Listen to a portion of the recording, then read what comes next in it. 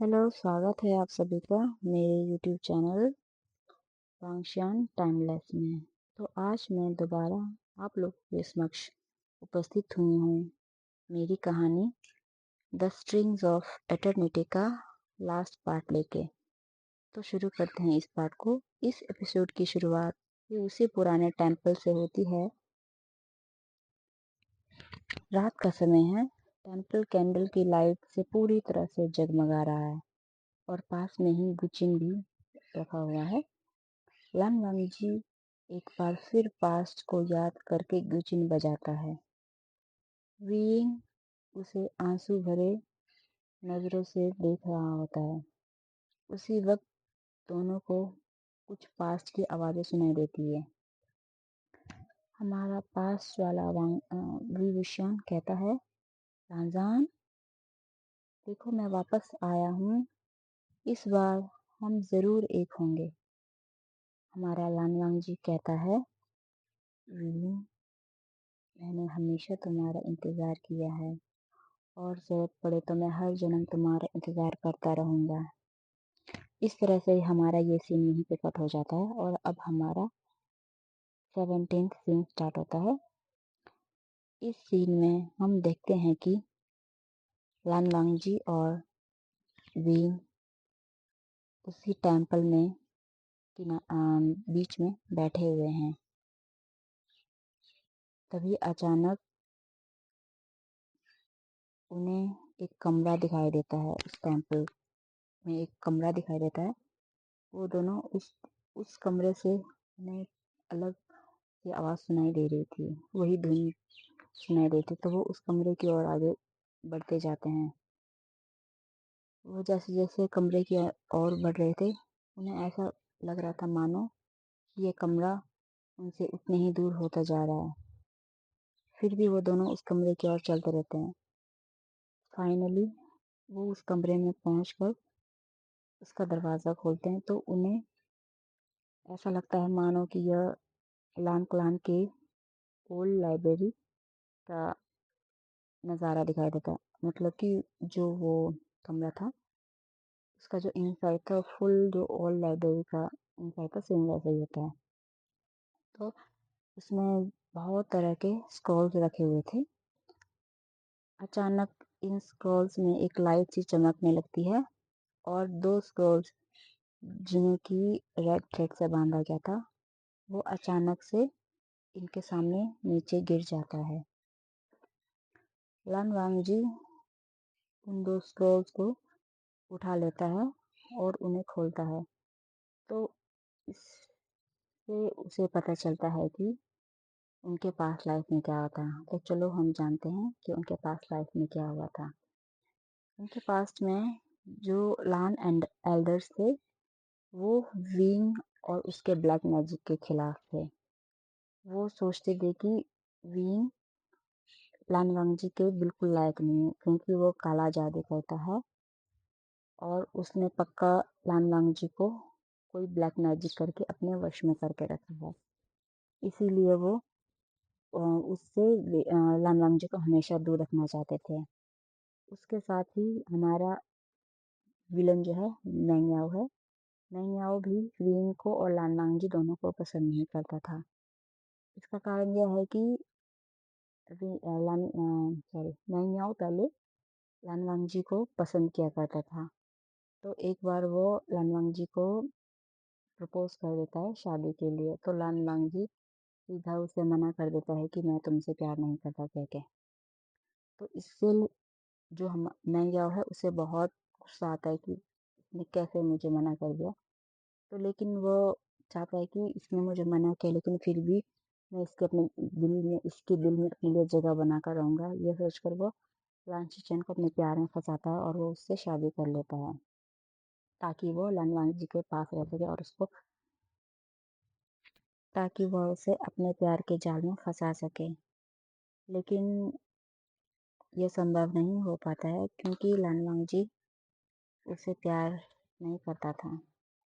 तो एक दिन मैंग याओ को पता चलता है कि लान वांगजी जो है वो विंग से प्यार करता है। तो उसे लान वांग जी पे तो गुस्सा आता ही है, साथ में उसे बीइंग पे बहुत गुस्सा आता है कि इसकी इतनी हिम्मत कैसे हुई मुझसे मेरा प्यार छीनने की।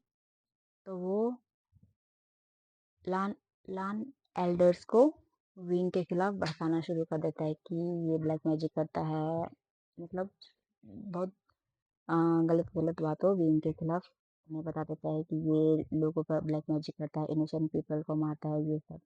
तो वो सब एल्डर्स वैसे भी विंग से गुस्सा थे, उसके ब्लैक मैजिक के खिलाफ थे, तो वो उनकी बातों में आ जाते हैं। तो लेकिन इन सब चीज़ों का ये लान एल्डर्स एल्डर्स और जो मैंग्याओ का जो खेल है, इनके बारे में हमारे लान की किरण और शिचेन को इसके बारे में कुछ मालूम नहीं होता है। तो इसी तरह से इन दोनों ने इन लोगों की वजह से उस पार्ट में वो पास्ट लाइफ में मिल नहीं पाए थे। तो अब स्टोरी में हम वापस आते हैं। जैसा कि वांगजी और विंग को अपने पास्ट की पूरी सच्चाई के बारे में पता चल चुका है, तो विंग कहता है, लाजान, हमने सब लोगों से क्या बिगाड़ा था? क्यों लोग मुझसे इतनी नफरत करते थे? क्यों उनने हमें मिलने नहीं दिया? लांजान विंग के आंसू पोंछते हुए कहता है, विंग, अब हमें कोई अलग नहीं कर सकता, मत रो तुम। अब हमारा 18th सीन स्टार्ट होता है। इसमें हम देखते हैं कि लान वांगजी और विंग लान लान वांगजी के अपार्टमेंट में हैं और वो खिड़की से बाहर शंघाई को शंघाई जो मार्केट है उसको देख रहे हैं। अचानक से लान वांगजी विंग का हाथ पकड़ता है और उसे कहता है कि मैं अब तुम्हें कभी जाने नहीं दूंगा। विंग विंग कहता है, मैं भी लान वांगजी कभी तुम्हें छोड़ के नहीं जाऊंगा। और वो एक दूसरे की आंखों में खो जाते हैं। अब हमारा 19th सीन स्टार्ट होता है। यह सीन कल्चरल प्रोग्राम के अंतिम दिन का है। विंग और वांगजी दोनों एंशियंट टाइम के पुराने टाइम के कपड़े पहने हुए हैं और दोनों की गुचिन और फ्लूट भी उनके साथ है।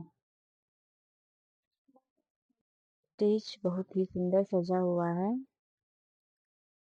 थोड़ी देर के बाद देखते ही दिखते दोनों म्यूजिक यानी कि अपना एक गुचिन और दूसरा बांसुरी ताल से ताल मिलाकर बजाने लगते हैं।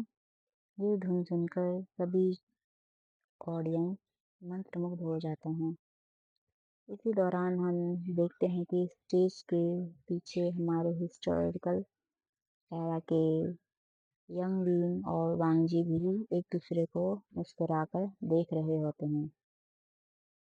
पीछे से एक आवाज आती है, प्रेम वही है जो कभी छोड़ता नहीं है, सिर्फ बदलती दुनिया के नए रूप ले लेता है। ये हमारा 20th सीन है, मतलब ये हमारे अब चैप्टर का एंड पार्ट है। तो हम देखते हैं कि काफ़ी साल बीत चुके हैं, काफ़ी मतलब 3-4 साल बीत चुके हैं और यह एक कंट्री साइड एरिया है। कंट्री साइड एरिया बोल के आप समझ जाओ कि ये वही जगह है जहाँ से बीइंग आया है, मतलब यीलिंग। तो हम देखते हैं कि ये यीलिंग के गांव में एक छोटा सा कॉटेज है।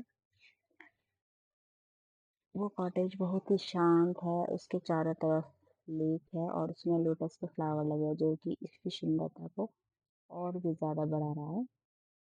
कॉटेज के अंदर हमारा विंग किचन में कुछ काम कर रहा है। कॉटेज के अंदर हॉल में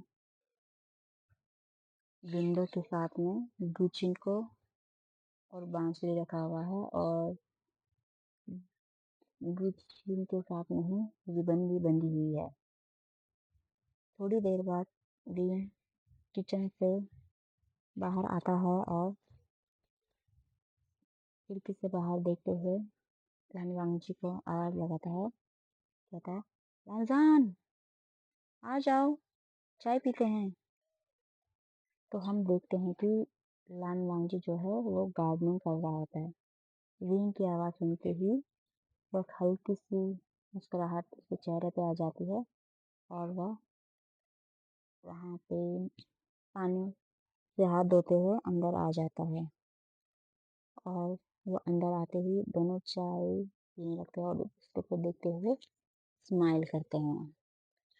तभी एक पीछे से आवाज़ आती है, वो कहानी थी जो अधूरी अब अनंत हो चुकी है, क्योंकि प्रेम कभी मरता नहीं, वो सिर्फ संगीत बन जाता है। और इसी लाइन के साथ हमारा वांगशियन की स्टोरी यहीं एंड होती है। इट मीन्स कि इसमें कोई मेल प्रेगनेंसी वाला सीन नहीं था।